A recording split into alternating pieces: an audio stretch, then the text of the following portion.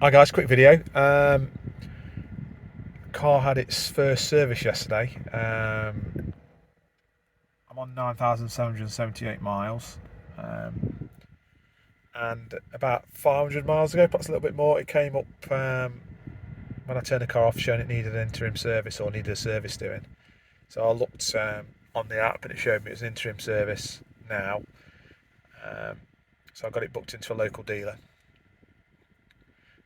and went yesterday. Now, I know some people, some cars, some Formenters, they don't come up with that. They just show a full service. They don't have the interim service. I don't know if that's for different markets or for different models. I'm not sure. I mean, I've got the 245 hybrid, and it said it needed doing that. I'm quite happy with that. You know, I prefer to change the oil more often rather than leaving it for 18,000 miles. I don't think even with modern synthetic oils that it's wise to leave it too long, especially as I tow. The car's under a little bit more strain when I do tow the little caravan we've got. So I'm happy to get it changed. In fact, I'd probably change it more often than that if I was allowed to, but you're not allowed to change the filters and stuff yourself, apparently. So, took it there. When I spoke to him, they said he could do it while I waited. So I was quite pleased about it because it's about 20 miles from where I live. Got there, 8 o'clock, guy was there, took the keys off me, cup of coffee, sat down, used the Wi-Fi, quite pleasant. I put a short on yesterday of the showroom. They've got some nice, it was a Seat and Cupra place, but they've got mostly Cupras in the showroom. So they've got a Born, they've got a couple of V1 and V2 Formenters with the smaller wheels. No VZs in there. They've got a VZ1 Leon that was quite nice, exactly the same as this inside. And they've also got, what else was in there? Got an Alteca as well. I like the Alteca. It's quite old fashioned now. You forget how quickly things have moved on with cars, and Cupra in particular.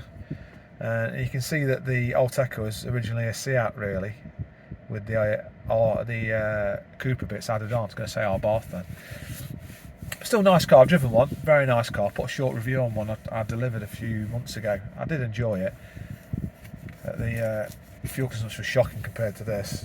I mean, as you can see, I've just done 52 miles in hybrid mode. Come to see my mum on my way back now. Well, once the missus has been to Marks and Spencer's again, and 78.3 miles per gallon. I've only got 5 miles left on the GOM for the EV, so I'll probably use most of that on the way back.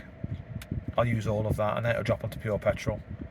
But I reckon I'll probably still be getting 60-65 miles per gallon on a 100-mile journey, which I think is brilliant. Anyway, going back to the service. So interim service, what they do: oil change, check the fact it's been updated. Mine's already been updated to the latest update, so they haven't had to do that. Road test it, and 2 hours later I got the car back, washed and hoovered, which I was really pleased with. And they didn't seem to scratch it when they were cleaning it either, which makes a change when they do it. I normally tell them not to. Didn't realise they were going to do it, but it seemed to have done a good job, so I'm quite pleased with that. And hoovered it, and it smelled very nice inside, so I can't complain. Now the cost of that service in UK pounds was 189 quid. I hear you can get it cheaper. I checked with another dealer at Derby, and they wanted more than that. Oh, this Porsche's going to hit that post. No, it's not. Nearly did. So 189 I was quite pleased with, but I was thinking I need the proper service, the regular service in 9,000 miles, which will be 18,000 miles. I was thinking, God, how much is that going to cost if this one's 189? But it turned out it's 270, I think, for the regular service.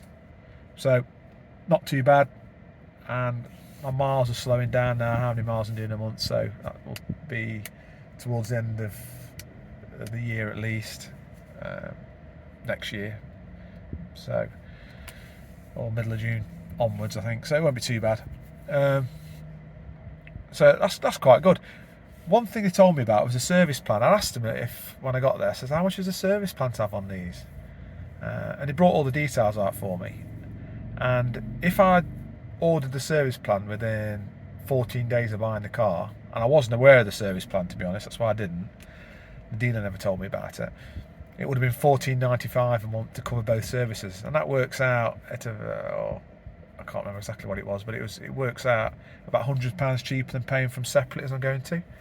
So I thought, oh, it's not a bad idea. But when I looked at it, I've had the car 7 months, 8 months now, and it was £25.95 you take it out then for the same services. It made it more expensive than paying for them separately. So I didn't bother. I'll just pay for it. I've got the car for 3 years, so it's one of them, isn't it? You buy a nice car and a new car, you've got to look after it properly. So that's that. So I think that's about it. Nothing else to tell you about the car. Nothing's really changed on it. I've had no problems with the infotainment. The car still doesn't squeak. I hear no noise from it. It's sound. It drives nicely. The engine's loosened up. It feels nice after the oil change, to be honest. It just seems to have just loosened it off a little bit. It feels a bit smoother. Everything's fine. Touch wood. So I'm quite pleased with it. I'll do a full in-depth review soon, because I think once I get to a year, I'll do a proper in-depth review, along with the other things I keep promising I'm going to do, like the acceleration test. Just haven't had time with work. But there you go. Anyway, if you haven't already subscribed, please like and subscribe to my videos. It encourages me to do more.